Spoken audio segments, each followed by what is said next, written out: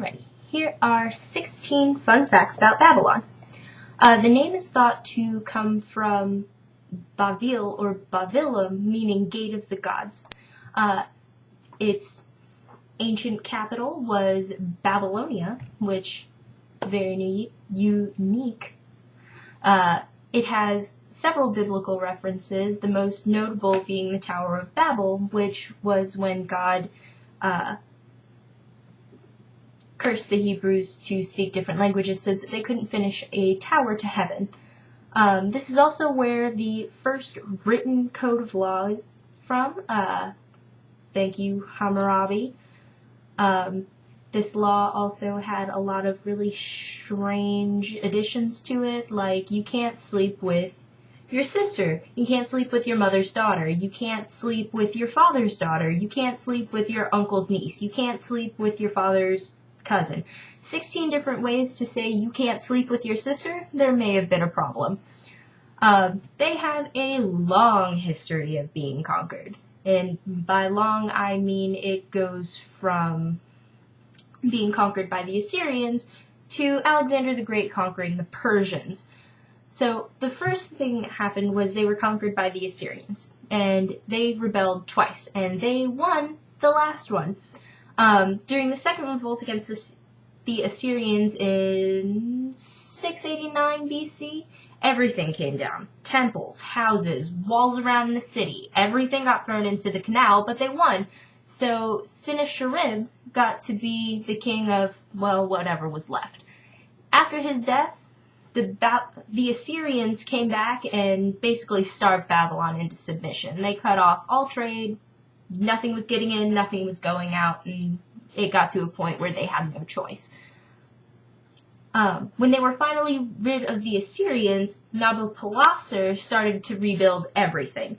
And his son is actually one of the reasons that we have one of the 7 wonders of the world. Well, had one of the 7 wonders of the world.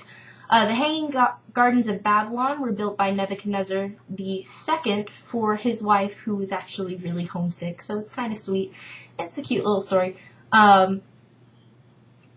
After Nebuchadnezzar, the Babylon was conquered by Cyrus the Great, king of Persia, who was actually the great-grandfather of Darius II, who was conquered by Alexander the Great.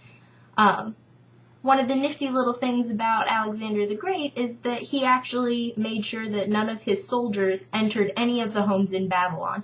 Nothing was torn down, no one was raped or molested, which is actually a really big thing for that time. As far as the modern day goes, the ruins of Babylon are actually 59 miles southwest of Baghdad in modern day Iraq.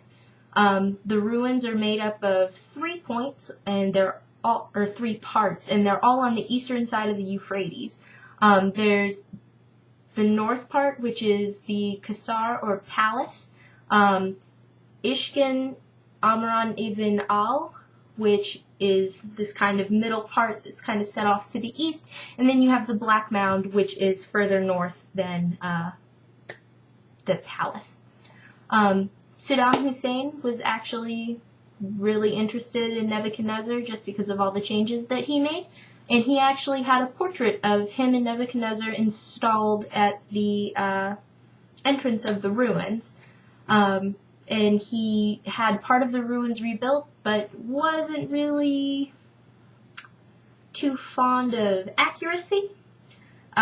In all of the bricks, or majority of the bricks, he actually had, this was built by Saddam Hussein, son of Nebuchadnezzar, to glorify Iraq, put into the walls.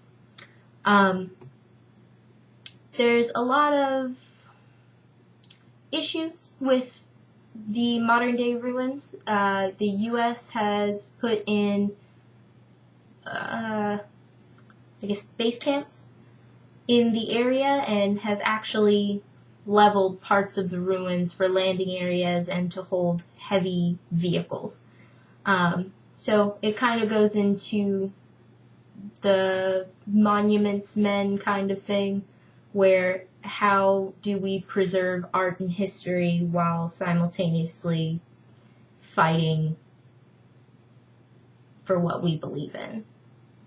So, fun facts, 16 of them. Have a good one.